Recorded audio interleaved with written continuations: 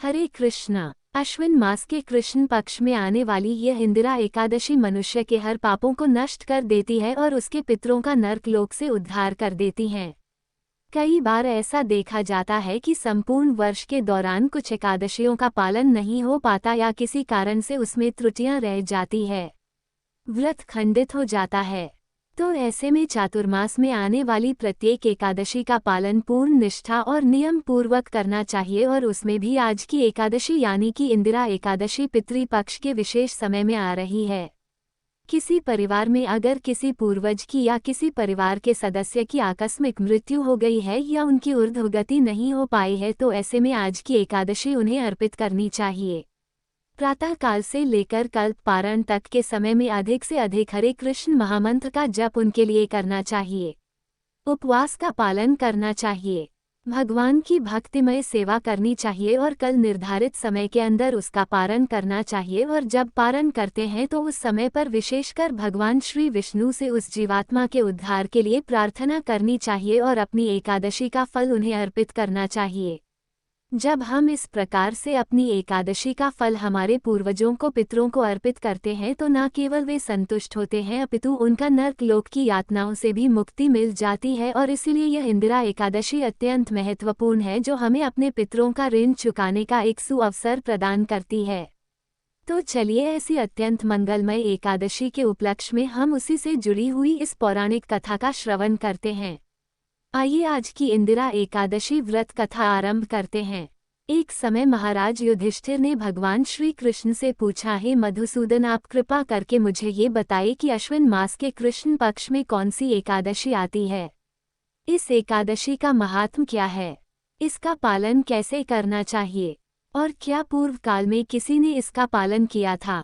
ये सुनकर भगवान श्री कृष्ण कहते हैं, हे महाराज युधिष्ठिर, आपका प्रश्न जन कल्याण के लिए है।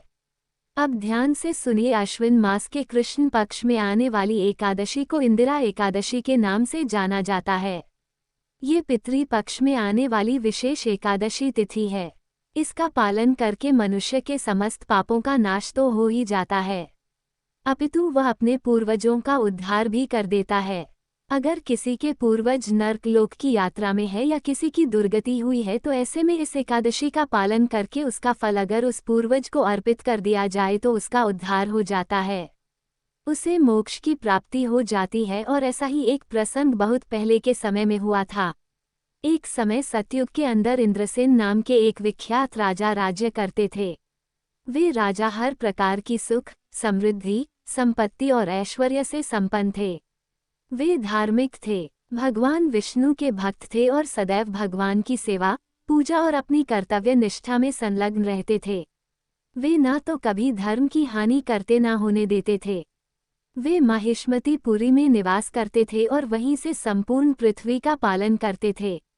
एक दिन राजा अपने राजभवन में बैठे हुए थे, सभी मंत्रियों के साथ विचार विमर्श कर रहे थे और ऐसे में भगवान के शुद्ध भक्त नारद मुनि का आगमन होता है।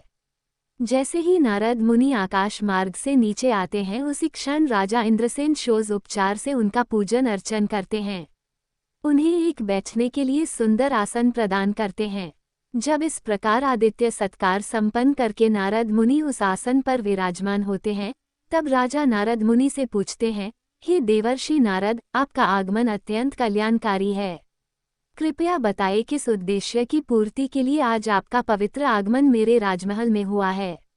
ये सुनकर नारद मुनि अत्यंत प्रसन्न हुए। उन्होंने राजा से कहा, हे राजन, मैं ब्रह्मलोक से यमलोक में गया था। उस समय यमराज मेरी पूजा कर रहे थे और उसी समय उस यमराज की सभा में मैंने तुम्हारे पिताजी को देखा। वे दुखी थे, कष्ट भुगत रहे थे। उन्होंने व्रत भंग का दोष किया था और इसलिए वहां पर आए थे और उन्होंने तुम्हारे लिए एक संदेश भेजा है। उन्होंने कहा है, हे पुत्र, मुझे इंदिरा एकादशी के व्रत का पुण्य प्रदान करो। अब मैं यहाँ अधिक समय नहीं रह सकता, मुझे तीव्र ही स्वर्ग में भेजो। उनका ये संदेश लेकर मैं आपके पास आया हूँ।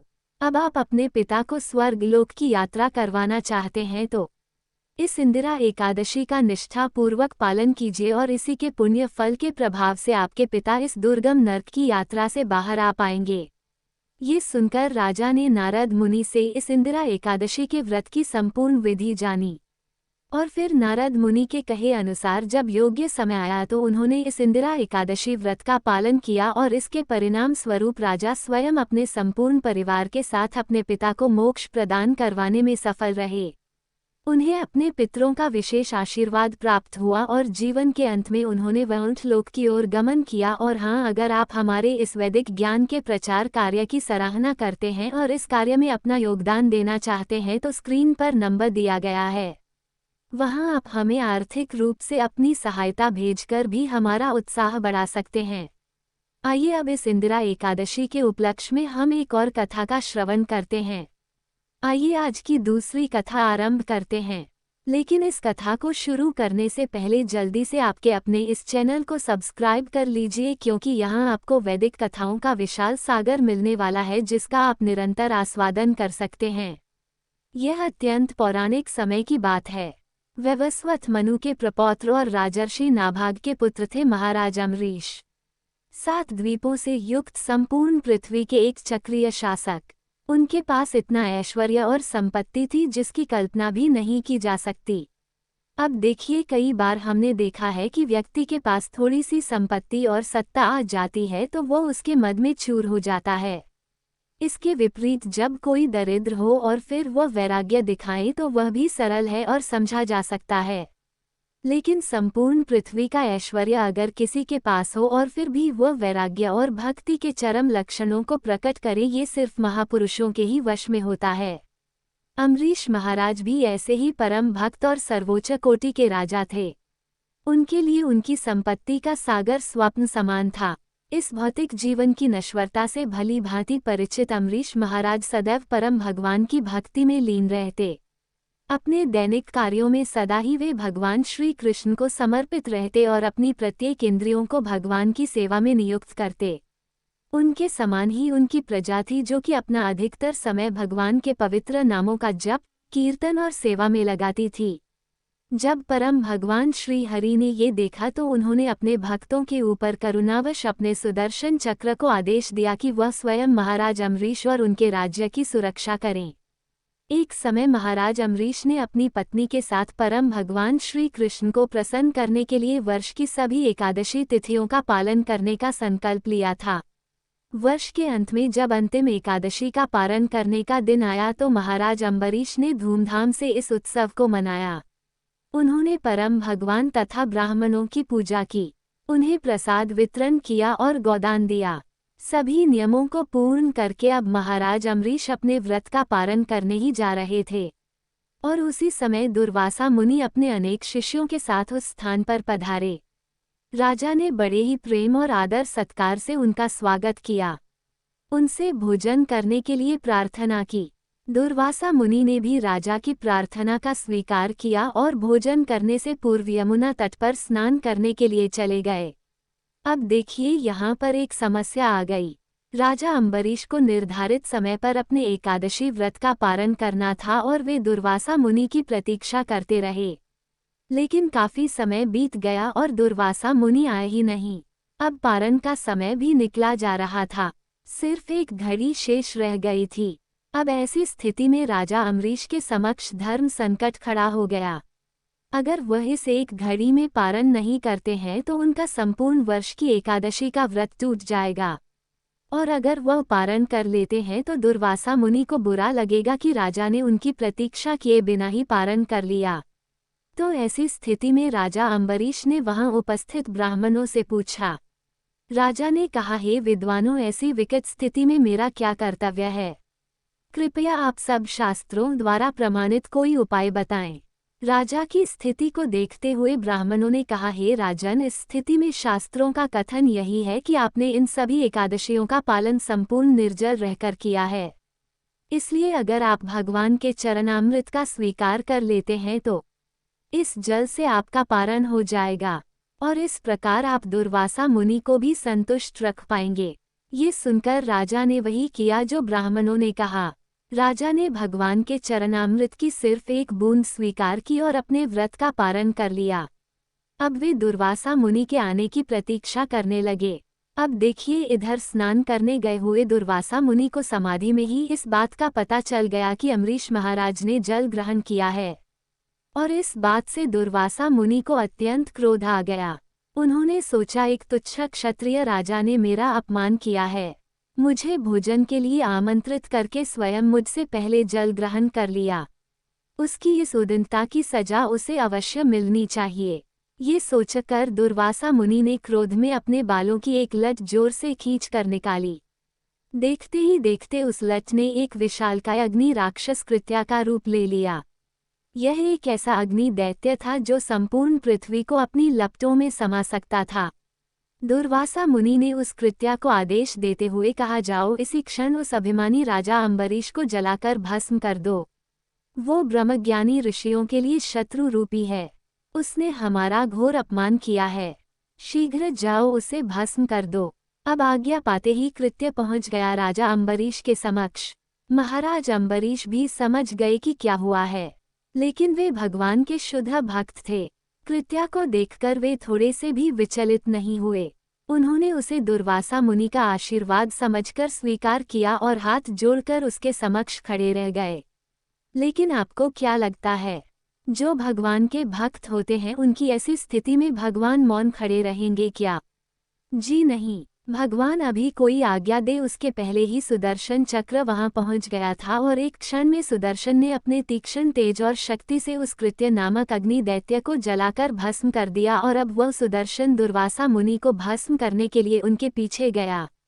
जब दुर्वासा मुनि को ये पता चला तो वे अत्यंत लज्जित और भयभीत होकर सुदर्शन से बचने के लिए चारों ओर भागने लगे। आकाश, पाताल, समुद्र, गुफाएं, 10 दिशाएं, हर जगह सुदर्शन ने उनका पीछा किया। इंद्र इत्यादि तो क्या, स्वयं ब्रह्मा जी और शिव जी ने भी उन्हें शरण नहीं दी। आखिर भगवान शिव ने उन्हें दया करके भगवान श्री विष्णु के पास जाने का सुझाव दिया। भय से कांपते हुए दुर्वासा मुनि उसी क्षण भगवान नारायण के पास पहुंचे और उनसे प्रार्थना करते हुए कहने लगे, हे प्रभु, आप इस संसार के आदि और अंत हैं। आपके नाम का स्मरण करने मात्र से व्यक्ति नारकीय जीवन से मुक्त हो जाता है। आपके भक्त महाराज अम्बरीश के प्रति मैंने घोर अपराध किया है, कृपया मुझे क्षमा करें प्रभु, मुझे क्षमा करें। अब देखिए, भगवान हरि अपने वक्षस्थल पर भृगु ऋषि की लात को सह सकते हैं, अपना अपमान भी वह सह लेते हैं, लेकिन अगर कोई उनके भक्त की निंदा करे या भक्त के प्रति कोई अपराध करे तो भगवान उसे कभी भी क्षमा नहीं करते। इसलिए भगवान श्री नारायण ने दुर्वासा ऋषि से कहा है, हम भक्त पराधीनो ही स्वतंत्र इव द्विज साधु ग्रस्त हृदयो भक्त भक्त जन प्रिय हे मुनि, मैं संपूर्ण रूप से अपने भक्तों के वश में हूँ। निसंदेह मैं थोड़ा भी स्वतंत्र नहीं हूँ, क्योंकि मेरे भक्त भौतिक इच्छाओं से पूर्णत रहित होते हैं, इसलिए मैं उनके हृदयों में ही निवास करता हूँ। मुझे सिर्फ मेरे भक्त ही नहीं अपितु मेरे भक्तों के भक्त भी अत्यंत प्रिय हैं। मेरे शुद्ध भक्त किसी भी अवस्था में किसी भी भौतिक चीज की इच्छा नहीं करते और अपना सर्वस्व त्याग कर सदैव मेरे चिंतन में लीन रहते हैं। ऐसे भक्तों को मैं कैसे त्याग सकता हूँ? तुमने महाराज अम्बरीश का घोर अपमान करके अपने द्वेष का प्रदर्शन किया है, इसलिए बिना समय गवाए इसी क्षण तुम मेरे प्रिय भक्त राजा अम्बरीश के पास जाओ, उनसे क्षमा की याचना करो और मुझे विश्वास है वह तुम्हें जीवन दान अवश्य देंगे। जाओ। भगवान श्री विष्णु की बात सुनकर दुर्वासा मुनि उसी क्षण राजा अम्बरीश के पास गए। उन्होंने राजा के चरणों में गिरकर उनसे क्षमा मांगी और अपने इस घोर अपराध के लिए प्रायश्चित करने लगे। महाराज अम्बरीश अत्यंत विनम्र होने के कारण ऋषि को इस अवस्था में देखकर लज्जित होने लगे और उन्होंने दयावश सुदर्शन से दुर्वासा ऋषि की रक्षा के लिए प्रार्थना की। राजा की प्रार्थना सुनकर सुदर्शन चक्र वापस चला गया। दुर्वासा मुनि ने राजा की स्तुति की और उन्हें आशीर्वाद प्रदान किया और इस प्रकार भगवान ने अपने एक शुद्ध भक्त के गुणों का प्रचार किया। तो चलिए आने वाले इस परम पवित्र एकादशी व्रत की तैयारी करते हुए महाराज अम्बरीश जैसे भगवान के शुद्ध भक्तों के चरणों का अनुगमन करते हैं और परम भगवान श्री कृष्ण को प्रसन्न करने का